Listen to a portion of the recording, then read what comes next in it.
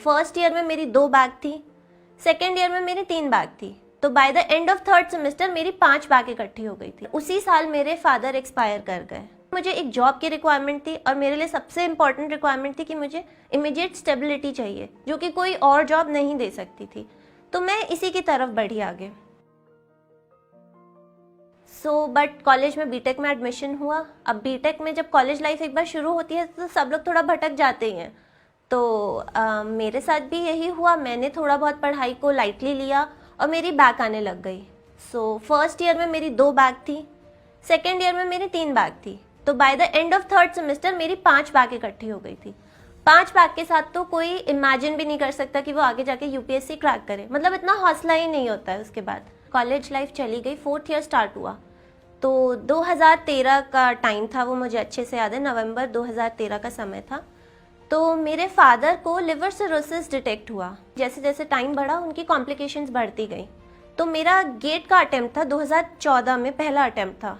तो उस टाइम पे ये हुआ कि जिस दिन मेरा गेट का एग्ज़ाम था उसी के जस्ट पहले दिन एक कंडीशन होती है लिवर सिरोसिस में, जिसमें आप अपने मतलब जो पेशेंट होता है वो अपने पूरी मेंटल चीज़ें, मेंटल स्टेबिलिटी खो देता है, वो अपनी मेमोरी खो देता है और बहुत ही सीवियर कंडीशन हो जाती है, वो बिल्कुल एक अलग इंसान बन जाता है। तो उस कंडीशन में मेरे फादर पहुंच चुके थे। वो हम में से किसी को पहचान नहीं रहे थे और वो हॉस्पिटल में थे। और उसी दिन मेरा गेट का एग्ज़ाम था। उस दिन मुझे मतलब एक्चुअली एहसास हुआ कि क्या करना है। मुझे खुद समझ नहीं आ रहा था कि मैं कैसे अपने उन इमोशंस को साइड में रख के उनसे जूझते हुए किस तरह मैं अपना एग्ज़ाम लिखूं। बट मैंने हिम्मत नहीं हारी। मैंने किसी तरह करके एग्ज़ाम निकाला, एग्ज़ाम लिखा और उस समय मेरी गेट में 1000 रैंक आई थी। उस टाइम पे मुझे दोनों चीज़ों से जूझना था। एक तो अपने फादर की इलनेस, जो कि एक कांस्टेंट स्ट्रगल थी, प्लस एक अपने करियर को भी सेटल करना था, क्योंकि वो पीक टाइम था जब करियर सेटल करना होता है। उस टाइम में मैंने किसी तरह करके अपनी तैयारी कंटिन्यू रखी और 2015 में मैंने गेट का एग्ज़ाम काफ़ी अच्छी रैंक से निकाल लिया। 2014 में मैंने फर्स्ट टाइम यूपीएससी वैसे ही एग्ज़ाम लिख लिया था, यूपीएससी का इंजीनियरिंग सर्विसेज एग्ज़ाम। दोस्तों के कहने पे मैंने वैसे ही एक अटेम्प्ट दिया और मेरा बाय चांस सिर्फ 2 मार्क्स से रहा। तो उस टाइम मुझे लगा कि शायद एक जॉब सिक्योर करने के लिए मैं एग्ज़ाम दे सकती हूँ। तो मैंने फिर अगले साल भी मैंने सोचा कि अगले साल इसको और मेहनत करके दिया जाए तो शायद मैं एग्ज़ाम निकाल लूँ और मेरे पास एक जॉब हो जाएगी। 2015 में मैंने बहुत ही मेहनत के साथ ये एग्ज़ाम दोबारा से दिया और मेरा फिर से 7 मार्क्स से रह गया और उसी साल मेरे फादर एक्सपायर कर गए। तो ये वाला पीरियड मेरे लिए एक्चुअली बिल्कुल मैं टूट चुकी थी उस टाइम पर। मुझे समझ नहीं आ रहा था और मुझे ये लगा कि शायद मेरे डेस्टिनी में ही नहीं है कि मुझे ईएस बनना भी है। और वो टाइम मेरे लिए काफ़ी, मैं बिल्कुल ये मान लो कि मैं बिल्कुल डिप्रेशन में ही जा चुकी थी 2-3 महीने के लिए। तो 2016 में मैंने दोस्तों के ही कहने पे एक बार फिर से आखिरी बार दोबारा यूपीएससी ईएस का फॉर्म भर दिया।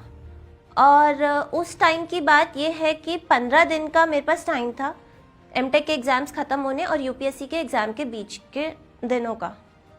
उस टाइम पे मैंने डिसाइड किया कि 15 दिन का ही टाइम है मेरे पास।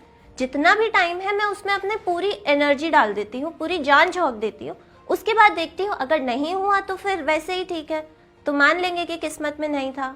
सिलेबस 15 दिन के लायक का नहीं होता। इस थॉट को मैंने बिल्कुल निकाला और मैंने सिर्फ इस चीज़ पे फोकस किया कि मैं किस तरह 15 दिन में अपना मैक्सिमम दे पाऊँ। तो मैंने सिर्फ हर दिन 2-2 घंटे की नींद निकाली और मैंने बस अपने आप को झोंक दिया उस तैयारी में। और 15 दिन के बाद जब 3 दिन का एग्ज़ाम होता है, उन दिनों भी मुझे पता नहीं मैं किस हालत में जाके एग्ज़ाम दे के आई हूँ, क्योंकि इतने दिनों की नींद और कुछ भी नहीं पता मुझे। बस मैंने एग्ज़ाम दे दिया किसी भी तरह करके। मेरे दिमाग में बस ये चीज़ थी कि गिव अप नहीं करना है। ये चीज़ मैंने अपनी सीख ली थी, अपने जहन में बिल्कुल बिठा ली थी कि गिव अप नहीं करना है। और उस 15 दिन के स्ट्रगल और कठिन मेहनत के बाद वो दिन भी आया जब फाइनली मैंने ये एग्ज़ाम क्रैक कर लिया। तो मैं अपनी स्टोरी से सिर्फ ये मैसेज आप सबको देना चाहती हूँ कि कभी गिव अप नहीं करना। मुश्किलें आपके सामने आएंगी, लाखों चीज़ें, लाखों कठिनाइयाँ आपके सामने आएंगी, बट आप गिव अप मत करना। क्योंकि जब आप गिव अप कर देते हो तभी वहीं पे आपकी जर्नी ख़त्म हो जाती है। और जब आप गिव अप नहीं करते, अपना कंटिन्यू एफर्ट देते रहते हो उसी चीज़ में, तो आपके लिए सक्सेस कहीं ना कहीं किसी ना किसी मोड़ पे वेट कर ही रही होती है। मेरे पास कितनी भी कठिनाइयाँ आई, कितनी मुश्किलें आई, मैंने कभी गिव अप नहीं किया।